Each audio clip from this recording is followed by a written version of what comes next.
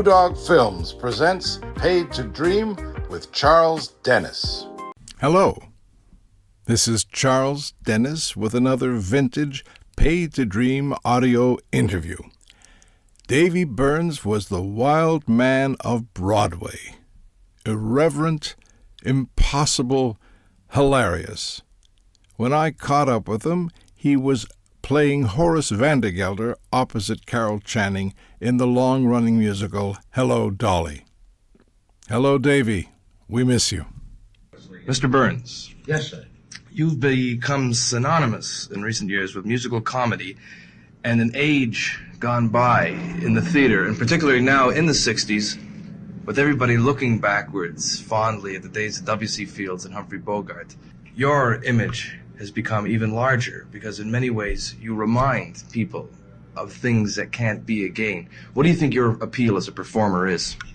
Well, Charlie, it is Charlie, isn't Charlie Dennis? I don't think you've introduced me properly. I don't think the people know or would like to know.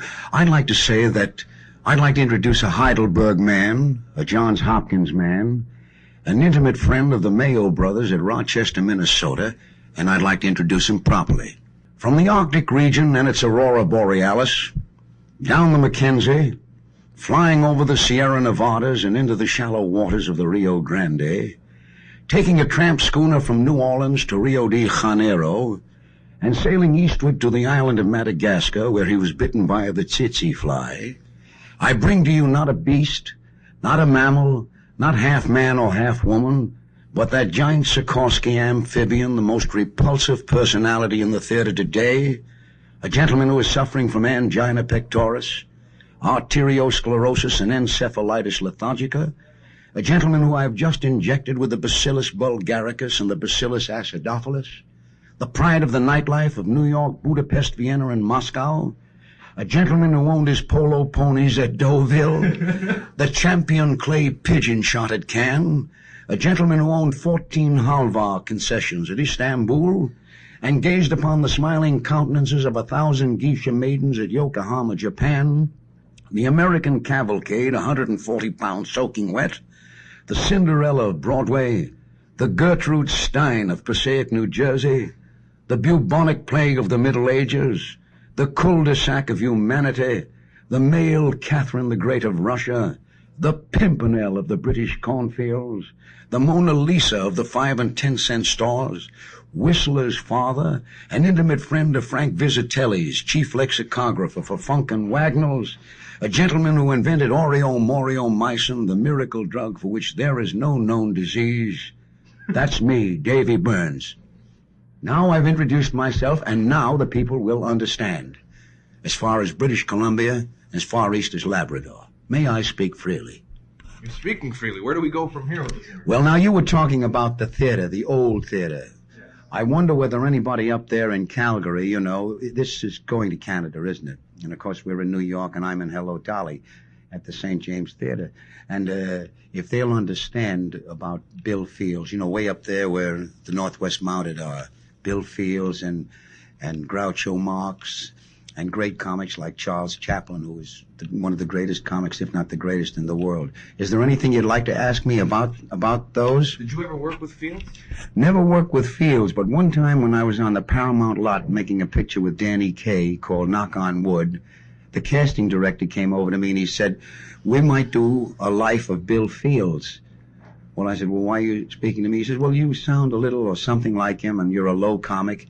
And I said, I wouldn't even dare try to do the life of W.C. Fields because they would really pan the life out of me. I don't feel that I'm as good as W.C. Fields or would get anywhere near him. My type might be a little like him because comics always copy comics, you know. Whether it be Fred Allen or whether it be Bob Hope or comics like that. There's always a little bit, and we copy a little bit of somebody. So perhaps I picked up a little bit of W.C. Fields.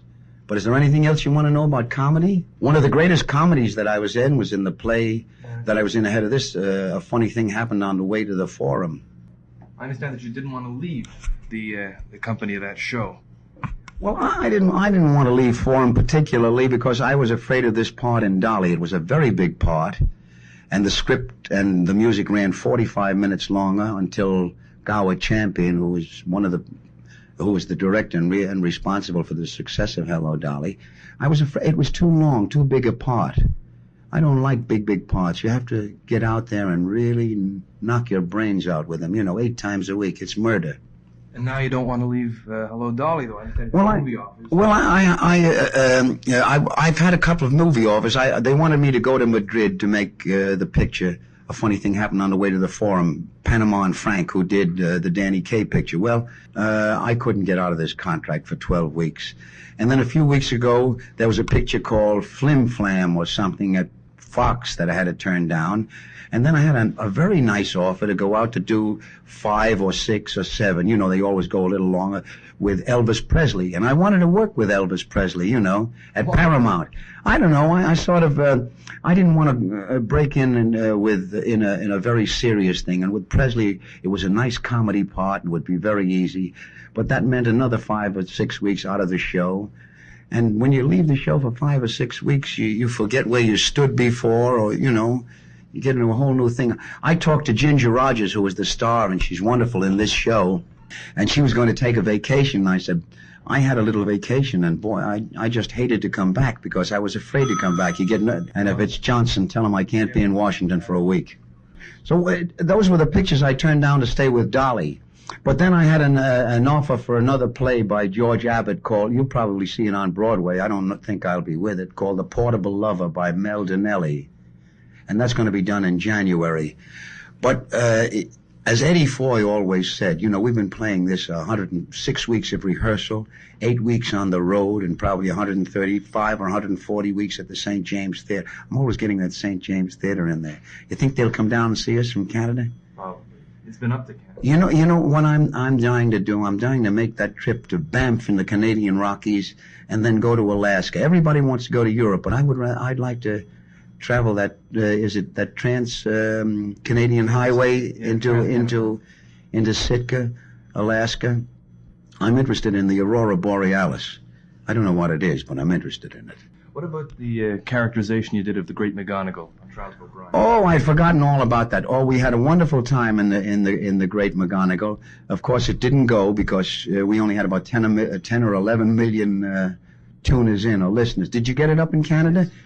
Strange that you should mention that. We get a residual every time it's played. That means you get a little money every time it's played for 5 times. On the commercials that I make, we get paid as often as they play them, but on a series, you only get them 5 times. And it's playing in the British Isles now. And I received 4 residuals. And I got a letter from a fellow in Edinburgh wanting a picture. I played Edinburgh and Glasgow when I was in London. I used to work for C.B. Cochran and Jack Waller, and the stars were Cicely Courtnidge and Jack Hulbert and a great guy called Charlie Lawton. So I'm glad you asked me about it. But Peter Falk was wonderful in that series, and I see he's doing a picture in New York with Jack Lemmon and the mayor, Lindsay, in a show called Love. Throw him off the bridge or something. Yeah. The next question I want to ask you about is, I understand that you're a doctor, an unofficial doctor in the theater. I am, may I speak freely, Charlie? I am not only a great gynecologist, I'm a great endocrinologist, which is a gland man. I know more about the thyroid, pituitary, and suprarenal glands than anybody in the Western Hemisphere. And of course, because I am not a fellow of the Royal College of Surgeons and Physicians, or a Berkeley Street physician, as we say in London, or a member of the American Medical Association here in America, I'm not allowed to practice in New York. But I do very well in Jersey after 12 o'clock at night, with the help of my publicity man, David Powers, who is standing by my side. We both go to all the parties and eat all the free food, and we have a wonderful time. Cocktail parties and things. How are things up there in Canada? Fine. Oh, you're not here. Say fine. Fine. Everything's Well, we played the O'Keefe Auditorium in Toronto with What are your fondest memories of the theater or people that you worked with? Well, I mean, all the people that I've ever worked with, have been wonderful people, I worked in Two's Company with Betty Davis, and I love Betty Davis. That was a review. I worked in Make My Manhattan with Sid Caesar. And then, of course, I'm crazy about Charlotte Greenwood, and we were in a play together. And I love Carol Channing. We were together for a year and a half, and now Ginger and she's just wonderful. And everybody that you work with, the big stars are wonderful. Peter Falk is great. There's nothing you can say about them. And then I've worked with great English comics like Will Fife, the Scotsman. Wonderful man. And like I said before, Charlie Lawton. And I made a picture for RKO in England with George Sanders. We had a lot of fun together. And I just, after I finished that series, I did what we call an industrial down here for the Milliken people. They're fabric people. And they spent $1 million on the show. And we gave... One shot. No, we did 6 weeks at the Waldorf Astoria from 8 to 9 in the morning, where they gave away 2,200 free breakfasts every morning. And then they flew us to Dallas to do one show, and it's all free. And they were wonderful. They gave us bonuses, and they gave the girls their wardrobe. A man by the name of Kingsley and a man by the name of Milliken. Wonderful people. What are your plans as far as... I haven't got any plans except that, we're with Dolly. Hello, Dolly, at the St. James. And as old Paul Douglas used to say, who I loved, we were in a play called A Hole in the Head with Paul. He used to say, trapped in a hit. You're trapped when you got a contract. But it's wonderful. I wish we could divide some of this work with some unemployed actors, because they would get a few weeks' work and we could get a little vacation. We only get a week's vacation at minimum salary every 52 weeks. That's the equity ruling, which is wonderful. Every Monday, don't you? No, I don't. I did take some Mondays off in a funny thing happened on the way to the Forum. But when in Do Re Mi, they closed down for 4 weeks. And then I was in The Music Man with Bob Preston, who was going into I Do, I Do with Mary Martin. It's going to be a big, big hit. I was just talking to Dave Powers about it. They got a wonderful song in it.